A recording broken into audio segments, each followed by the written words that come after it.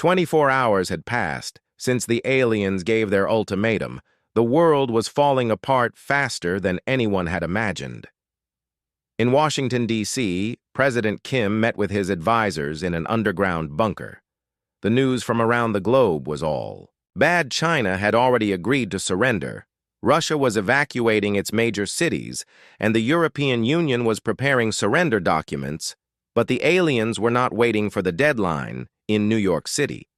The massive ship above Manhattan began lowering. Smaller vessels. These ships were still huge compared to human aircraft, but they could actually land on Earth. Alien soldiers emerged from these craft, tall gray beings wearing dark armor and carrying weapons that hummed with energy. They moved through the empty streets, setting up collection points where humans would be processed for relocation. Commander Yuna watched the feeds from around the world with growing horror. The aliens were efficient and organized. They had done this before to other worlds, other species that had tried to resist and failed. Every hour that passed, more cities fell under alien control. In Seoul, the alien ship had begun the same process. Landing craft descended from the mothership, and alien soldiers took control of government buildings and military bases. The few South Korean forces that tried to fight back were destroyed instantly by weapons that turned matter into energy. Human bullets bounced off alien armor like raindrops. But in Colorado, something different was happening. Staff Sergeant Do-hyun Park had spent the last 24 hours studying everything Minho had discovered about the alien ships. His friend had managed to intercept more alien communications, and the news was both good and bad. The good news was that the ships were definitely receiving power from an external source. The bad news was that the source was on the dark side of the moon. A massive alien mothership was hidden behind the moon, sending energy beams to every invasion ship. On Earth, it was like a wireless charging system, but on a scale that humans had never imagined. If someone could destroy or disable that mothership, every alien ship would lose power and fall from the sky. The problem was getting to the moon. Earth's space program had been shut down when the aliens arrived. All rockets and spacecraft were either destroyed or under alien control. NASA had been evacuated, and every launch facility was occupied by alien forces. It seemed impossible for any human to reach space, let alone travel to the moon. But Do-hyun remembered something from his last classified mission 2 years ago. Deep underground in a secret military facility, there was an experimental spacecraft that most people did not know existed. The X-47 was designed for rapid military strikes in space. It was fast maneuverable and equipped with the most advanced weapons Earth had ever created. The project had been classified because the technology was considered too dangerous for regular use. The X-47 had never been tested with a human crew. Do-hyun gathered his small unit of Marines who had refused evacuation orders. There were only 12 of them left, but they were all volunteers who had chosen to stay and fight rather than surrender. To the aliens, Minho was there with his communication equipment. Ji-won was their technology specialist who understood both human and, now, some alien systems. The others were combat veterans who had served with Do-hyun in multiple wars. "We have one chance," Do-hyun told them. "The alien ships get their power from a mothership behind the moon. If we can reach that ship and disable it, every alien vessel on Earth will crash, but the mission is suicide. The experimental spacecraft has never carried people before, and even if we reach the mothership, we will be facing technology we do not understand." His Marines looked at each other, then back at him. They had all seen the reports from around the world. They knew that surrender meant the end of human civilization. Earth would become just another conquered world in the alien empire. But they also knew that 12 Marines against an interstellar empire was impossible. Odds. Sergeant Kim spoke. "First, count me in, sir. If we are going to die, I would rather die fighting than live as a slave." One by one, the others agreed. They knew the mission was hopeless, but they also knew that someone had to try. Even if they failed, Maybe their sacrifice would inspire others to keep fighting. The secret facility was 300 miles away, and alien patrols were everywhere. It took them 18 hours to reach the underground base, moving only at night and avoiding the main roads. When they finally reached the facility, they found it abandoned, but the X-47 was still there waiting in its launch bay. Ji-won ran diagnostics on the spacecraft, while Minho worked on programming a flight path to the moon. The X-47 was beautiful in a deadly way. It looked like a fighter jet crossed with a rocket ship. Its hull was made of materials that could survive re-entry, and its engines could reach speeds that would crush a normal human pilot. The life support system is designed for one person. Ji-won reported, "There is no way to fit all of us, and the spacecraft has never been tested for long-duration flight." Do-hyun had expected this. He looked at his Marines, knowing that he was asking them to let him go alone on a mission that would almost certainly end in death, but someone had to stay on Earth to coordinate. With any remaining resistance, someone had to make sure the world knew what they were trying to do. "I am going alone," he said. "If the plan works, you will see every alien ship fall from the sky. If it fails, then you keep fighting until there is nothing left to fight for." His Marines wanted to argue, but they knew he was right. The X-47 could only carry one person, and Do-hyun was the best pilot among them. He had flown experimental aircraft before, and he understood military tactics better than anyone. Else in the Unit A's, Do-hyun climbed into the cockpit of the X-47. He carried with him a modified nuclear warhead that Ji-won had rigged with alien technology. They had taken components from a crashed alien probe and combined them with human nuclear physics. The result was a weapon that might be able to overload alien power systems. The launch sequence was automated but terrifying. The X-47 shot out of the underground facility like a bullet fired from a gun. The acceleration pressed Do-hyun back into his seat with forces that would have killed him if not for the spacecraft's advanced life support systems. As Earth fell away behind him, Do-hyun could see the alien ships hovering over every major city like dark spots on a blue marble. The planet that had been his home looked small and fragile compared to the vast emptiness of space. But somewhere in that darkness was the alien mothership that controlled the invasion. Do-hyun set course for the moon, knowing that he was probably flying toward his death. But he also knew that behind him on Earth, 12 Marines were preparing to continue the fight, and somewhere in the cities below, millions of humans were waiting to see if one impossible mission could save their world. The aliens had expected quick surrender from a primitive species. They were about to learn that humans did not give up, even when giving up was the only logical choice. The mothership crashed into the lunar surface with the force of a small asteroid. The massive vessel that had once seemed invincible broke apart on impact, scattering alien technology across the gray dust of the moon. But in the wreckage, something miraculous happened. Do-hyun's emergency beacon activated, sending a signal that would change the course of galactic history. On Earth, the X-47 spacecraft had been programmed to return automatically if its pilot survived. The experimental ship detected Do-hyun's beacon and landed near the crash site. Its medical systems kept the injured Marine alive during the journey home, while around the planet, the effects of his mission continued to spread. Every alien ship in Earth's orbit was now falling from the sky. Their power systems had completely failed, and their crews were stranded on a hostile world. Human forces moved quickly to capture alien technology and prisoners, while rescue teams searched for survivors in the crashed vessels. But the most important discovery was not the alien technology. It was the information Do-hyun had downloaded. The Empire's complete military database now resided in human computers. Star charts showing the location of every Imperial world, fleet compositions revealing the strength and weaknesses of alien forces' supply routes that kept the Empire functioning across thousands of light years.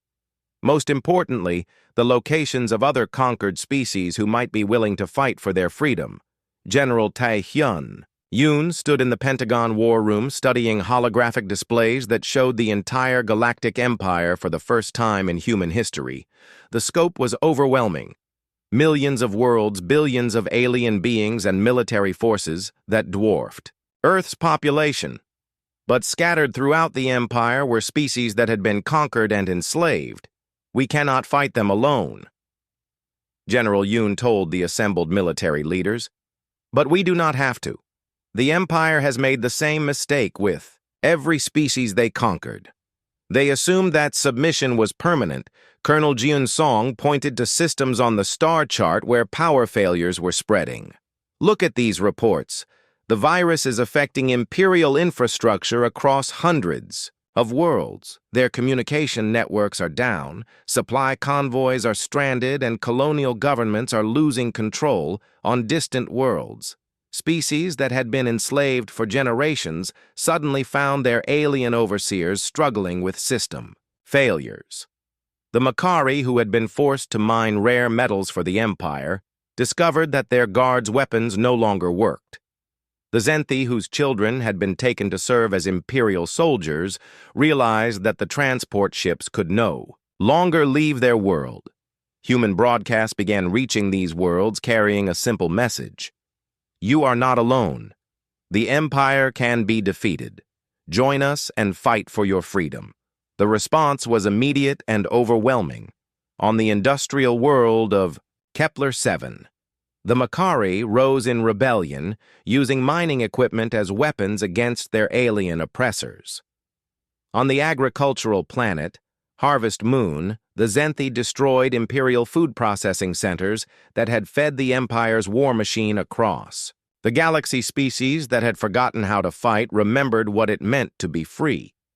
But the Empire struck back with everything they had. Emperor Zeth deployed his personal guard fleets to the most critical systems and began a campaign of terror.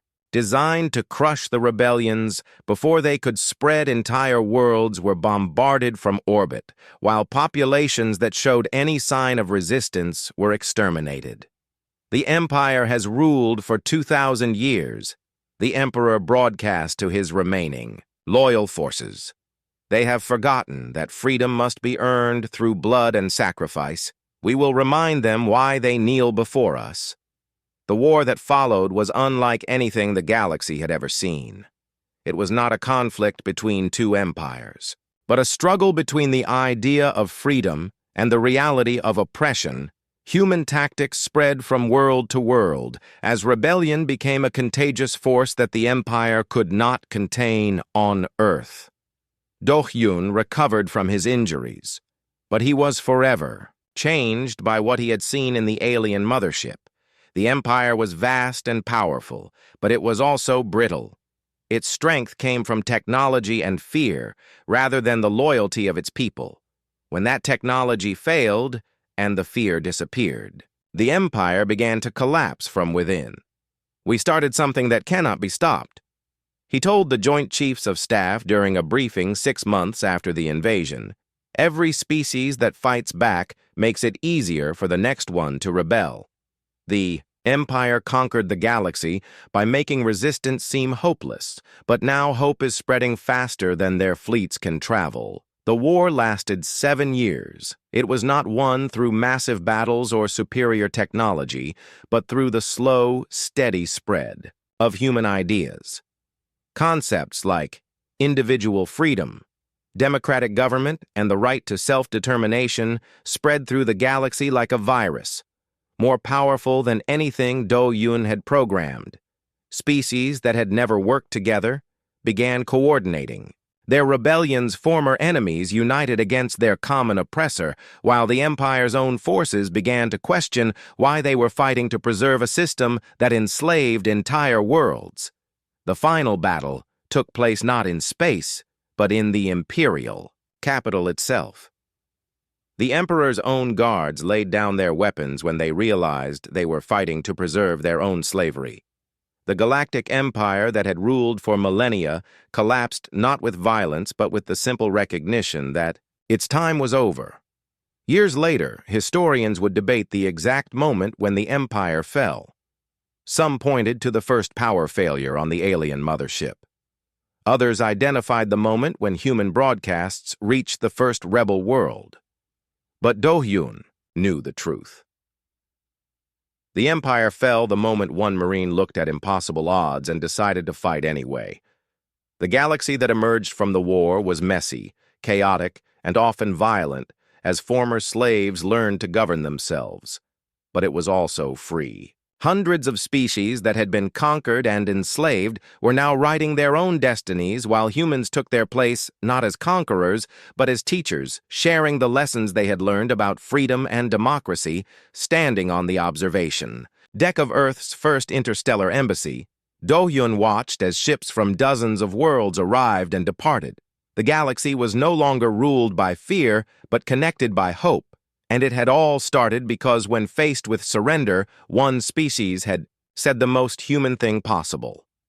No, the Galactic Empire had ordered Earth's surrender. Instead, they got a war that freed the galaxy, because when humanity says no, the universe listens. And sometimes the universe decides that no is exactly the right answer.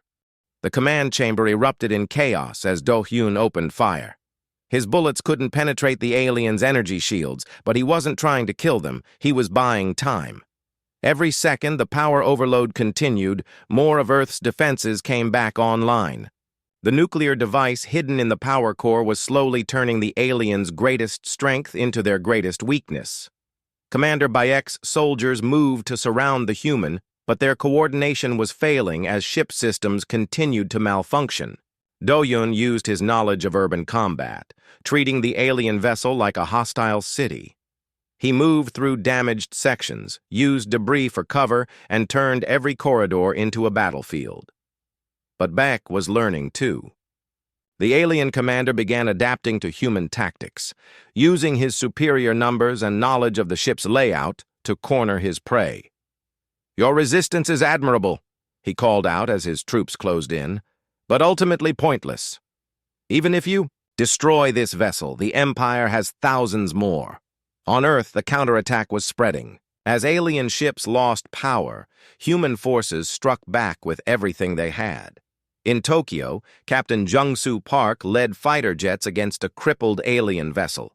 In Berlin, Lieutenant Hyejin Choi coordinated ground forces attacking alien landing, parties whose equipment was failing. The aliens had expected quick surrender, not a prolonged fight against an entire planet. But the Empire's response was swift and brutal. Backup fleets began arriving from nearby systems, and orbital bombardment commenced on cities showing resistance. The aliens might have underestimated human determination, but they still possessed overwhelming technological superiority. Do-hyun, still fighting his way through the mothership, received desperate communications from Earth. "They're killing civilians," Minho's voice crackled through static. "Entire cities are being targeted. Whatever you're doing up there, they're making Earth pay for it." That's when Do-hyun realized the true scope of his mission had changed. It wasn't enough to disrupt one fleet. He needed to strike at the Empire itself. Deep in the ship's data cores, he found what he was looking for: the locations of every imperial world, every fleet, every weakness in their vast empire. But accessing this information required him to interface directly with alien technology, a process that might kill him. As alien soldiers finally cornered him in the data center, Do-hyun made his choice. He plugged the modified nuclear device directly into the ship's central computer, not to destroy it, but to upload its overload virus into the entire galactic network.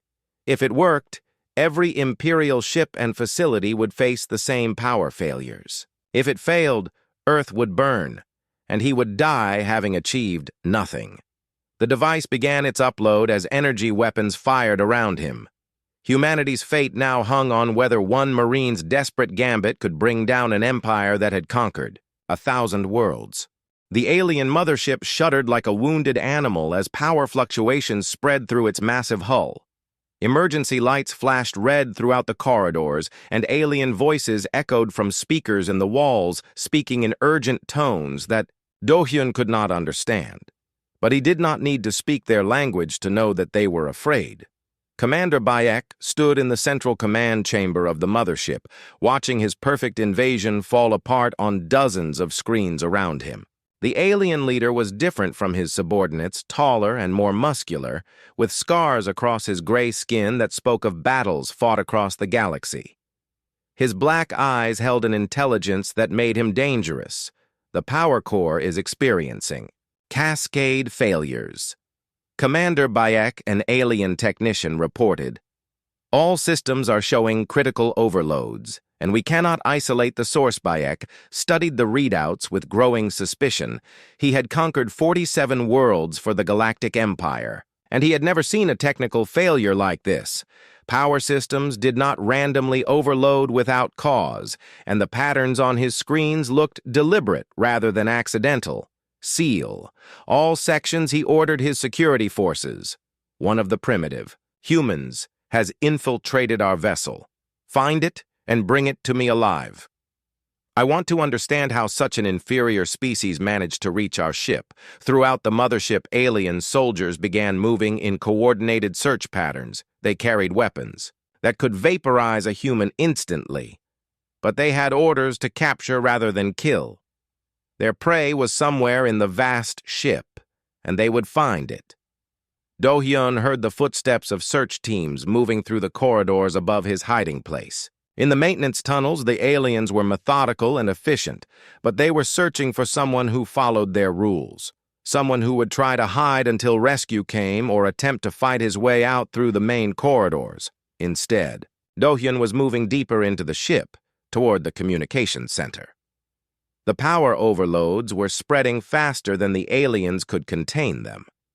Lights flickered and went out in sections of the ship, while other areas experienced power surges that overloaded their systems.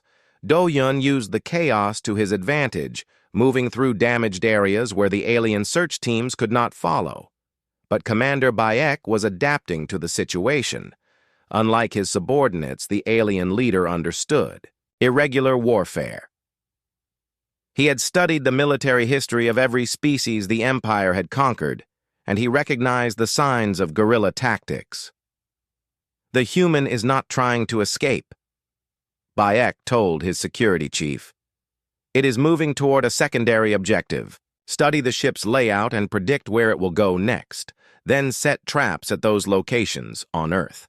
The effects of the power overloads were becoming dramatic. Alien ships that had hovered motionless over major cities began to lose altitude. Their weapon systems flickered and failed while their energy shields sparked and died. For the first time since the invasion began, human weapons were actually damaging the alien vessels in Seoul. Major Sunho. Kim watched through binoculars as the massive ship above his city wobbled in the air like a drunk giant. The vessel's blue energy glow was flickering, and he could see small explosions along its hull as internal systems overloaded all units. "This is Major Kim," he broadcast on military frequencies. "The alien ships are vulnerable. Attack now while their defenses are down." Similar scenes were playing out around the world. In New York, Colonel Yoon-mi Lee led fighter jets against an alien ship that could no longer shoot back. In Tokyo, Captain Jung-soo coordinated ground forces attacking alien soldiers whose equipment was failing. Military leaders who had been forced to surrender were suddenly leading counterattacks against an enemy that was losing its technological advantages, but the aliens were not defenseless. Reserve fleets began arriving from other star systems, and orbital bombardment commenced on cities showing the strongest resistance. The Empire might have underestimated human determination, but they still possessed overwhelming numbers and firepower. Do-hyun received desperate communications from Earth through his suit radio as he made his way toward the mothership's communications center. Minho's voice crackled through static filled with urgency and fear. "Do-hyun, they are targeting civilians. The aliens are bombing cities that fight back. Seoul is under bombardment, and so are Tokyo and New York. Millions of people are dying. Whatever you are doing up there, they are making Earth pay for it." The communications center was heavily guarded, but the power fluctuations had disabled many of the ship's security systems. Do-Yun waited until a power surge caused the lights to go out, then moved through the darkened corridors toward his objective. He could hear alien guards calling to each other in confusion as their equipment failed. The center itself was a vast chamber filled with communication equipment that connected the mothership to every part of the Galactic Empire banks of computers processed signals from thousands of worlds, while holographic displays showed the locations of every Imperial fleet. But what Do-Hyun was looking for was something more valuable: the Empire's complete military database. If he could access their central computer, he could download information about every Imperial world, every fleet, and every weakness in their vast empire. But more importantly, he could upload the power overload virus into the entire galactic network. If it worked, every Imperial ship and facility would experience the same failures. The process would require him to interface directly with alien technology, something that might kill him. But as he listened to reports of civilian casualties on Earth, Do-Hyun realized he had no choice. He found a central data port and connected the modified nuclear device directly to the alien computer network. Instead of using it as a bomb, he reprogrammed it as a virus that would spread through their communications to every corner of the Empire. The upload began, but it would take time. Time that Do-Hyun did not have. Commander Beck had tracked him to the communications center, and alien soldiers were surrounding the chamber. Their footsteps echoed through the corridors as they moved into position. Energy weapons powered, up with high-pitched whines that made the air itself seem to vibrate. The upload progress showed 15% complete, 20%, 30%. Do-Hyun could see the shadows of alien soldiers moving outside the chamber entrance. They were being careful, not wanting to damage their own equipment, but they were closing in.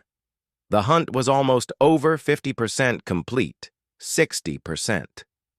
The chamber doors burst open and alien soldiers poured in their weapons trained on the lone human figure. Hunched over their central computer, Commander Bayek followed them, his scarred face showing something that might have been respect for his enemy. "Your resistance ends here, human," he said in perfect English. "Surrender now, and I will ensure your death." His quick Do-Hyun looked at the upload progress, 80% complete. He needed just a few more minutes, but the alien soldiers were already moving to stop him. Their weapons were charged and ready, and he was outnumbered 50-1. But he was a United States Marine, and Marines did not surrender. 90% complete, Do-Hyun drew his rifle and opened fire. The journey to the moon took 6 hours in the X-47, but it felt like 6 years to Do-Hyun. As he flew through the darkness of space, he could see Earth growing smaller behind him. The blue planet that had been humanity's home for millions of years was now covered with alien ships like a disease spreading across its surface. The dark side of the moon came into view, and Do-Hyun felt his breath catch in his throat. The alien mothership was even larger than he had imagined. It was not just a ship. It was like a floating city made of metal and energy. The vessel stretched for miles in every direction, covered in towers and structures that pulsed with blue light. Do-Hyun switched off all power systems in the X-47 except for life support. He could not risk being detected by the alien sensors. The spacecraft drifted silently toward the massive ship, using only momentum to carry it forward. It was like a tiny insect approaching a sleeping giant. Finding a way inside, the mothership was harder than Do-Hyun had expected.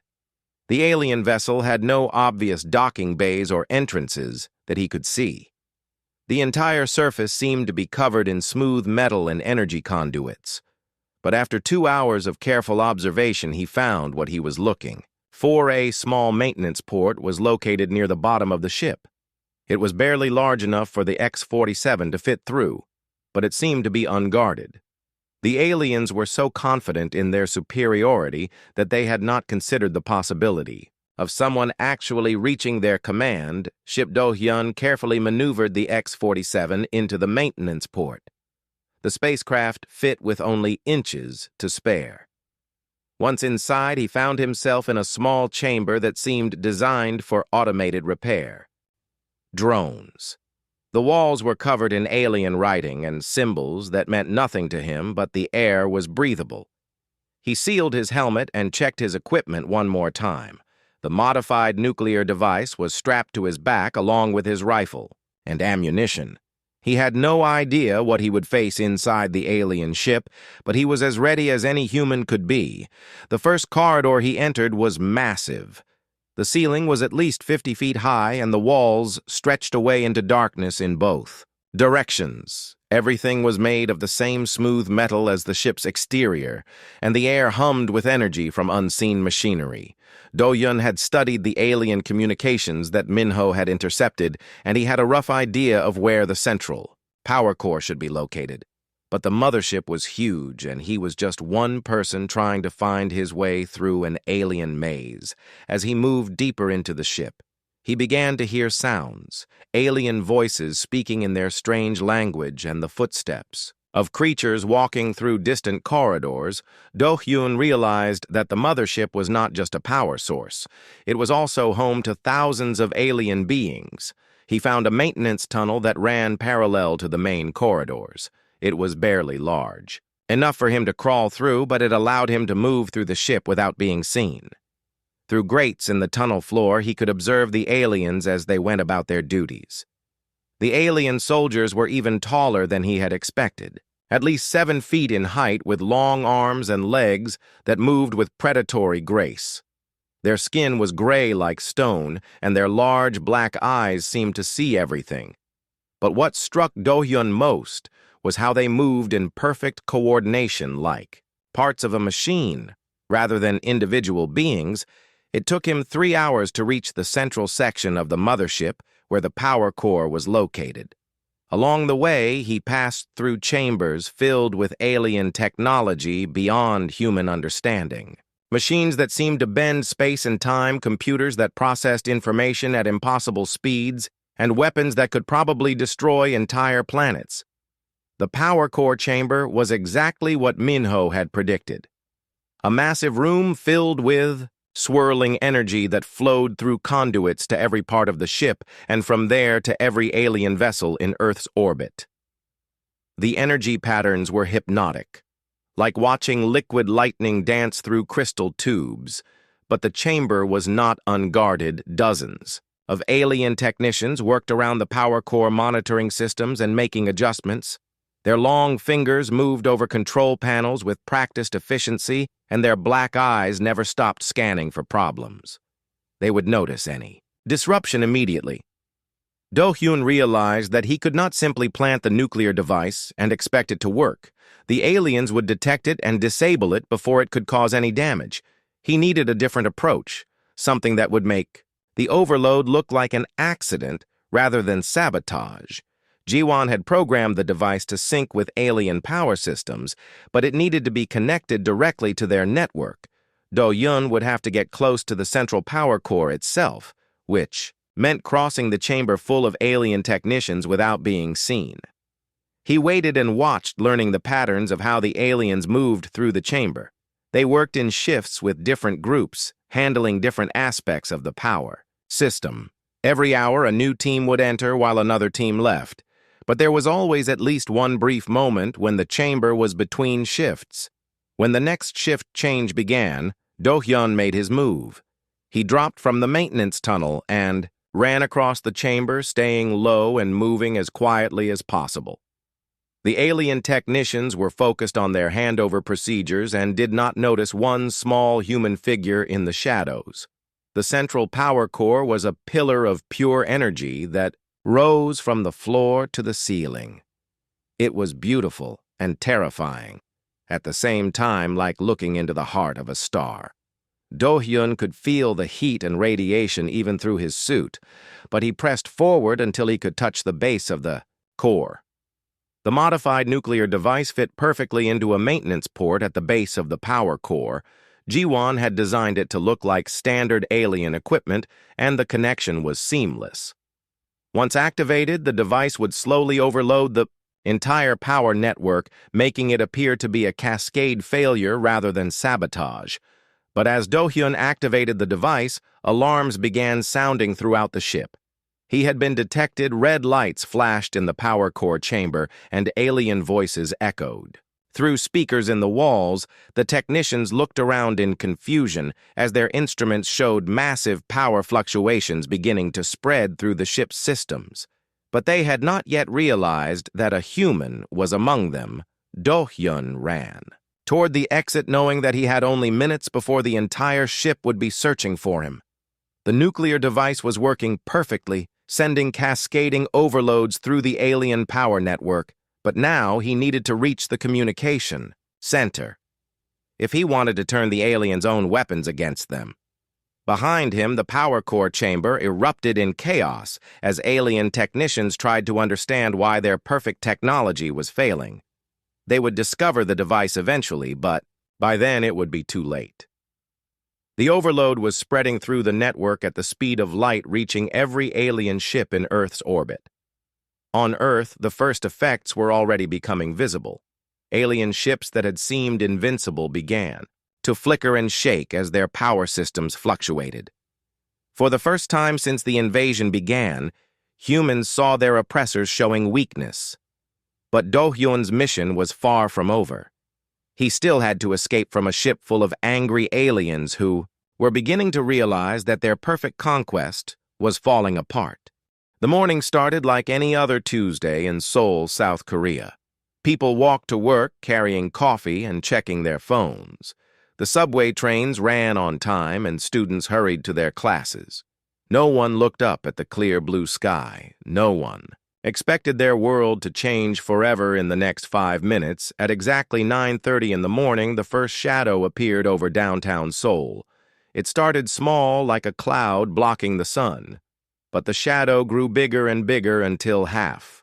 The city was covered in darkness. People stopped walking and looked up. Their coffee cups fell from their hands as they saw something impossible. A massive ship hung in the air above them. It was bigger than the tallest buildings, longer than 10 city blocks, and darker than the deepest night. The ship had no wings, no engines that anyone could see. It just floated there like a mountain made of metal and death. More people came out of buildings and stores, all pointing up at the impossible sight. Then the screaming started. Similar ships appeared over Tokyo, London, New York, Moscow, Beijing. Every major city on Earth suddenly had these giant alien vessels hovering above them like dark storm clouds. The ships were all different sizes, but they shared the same terrifying presence. They blocked out the sun and cast entire cities into shadow in the Pentagon building in Washington, D.C. Commander Yuna sat in the main war room watching dozens of screens showing the alien ships. She had been in the military for 15 years and had seen combat in 3 different wars. But nothing had prepared her for this moment. Her hands shook as she reached for the red phone that connected directly to the president. The phone was already ringing. President Kim answered. On the first ring, his voice was steady, but Yuna could hear the fear underneath. "Hello, Commander. What is our situation?" Yuna looked at the screens showing panic in cities around the world.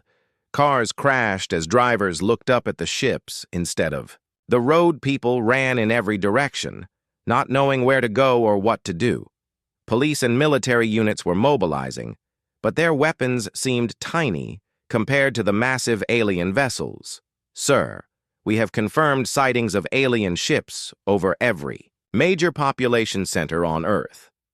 The ships are approximately 2 kilometers long and show no signs of movement or communication. Our satellites detect massive energy readings from each vessel, but we cannot identify their power source or weapons systems." "How many ships?" President Kim asked. "At least 50, sir, possibly more. They appeared simultaneously at 09:30 local time in each location. Sir, these ships are bigger than our largest aircraft carriers, and they are just floating in the air with no visible means of propulsion." This technology is far beyond anything we possess. Before President Kim could respond, every screen in the war room flickered. The Pentagon's secure communication system was being overridden by an outside signal. The faces of news anchors and emergency broadcasts disappeared, replaced by something that made everyone in the room freeze with terror. An alien face appeared on every screen. The creature had gray skin and large black eyes that seemed to stare directly at each person watching. Its mouth moved, but the voice that came from the speakers was cold and electronic, like a computer trying to sound alive. The translation was perfect English, but the tone carried no emotion, no humanity.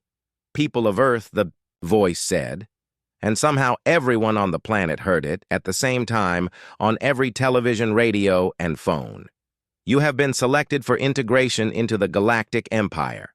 Your primitive civilization will be relocated to designated worlds where you will serve the greater good of the galaxy, Commander." Yuna felt her blood turn to ice. The alien continued speaking, but she could barely process the words. The creature on the screen looked at the camera, as if it could see through it into the souls of every human being watching. "You have 72 hours to prepare for surrender. Any resistance will be met with immediate termination. Your weapons cannot harm our vessels. Your military forces are obsolete. Comply with our instructions and your species will survive in service to the Empire, refuse, and face complete extinction." The message ended and normal broadcasts returned, but the damage was done. Around the world, people were screaming, crying, and running in panic. Military bases went to high alert, but everyone knew the truth. The aliens were right. Human weapons were nothing compared to their technology. In Seoul, people pressed against the windows of tall buildings, staring up at the ship above their city.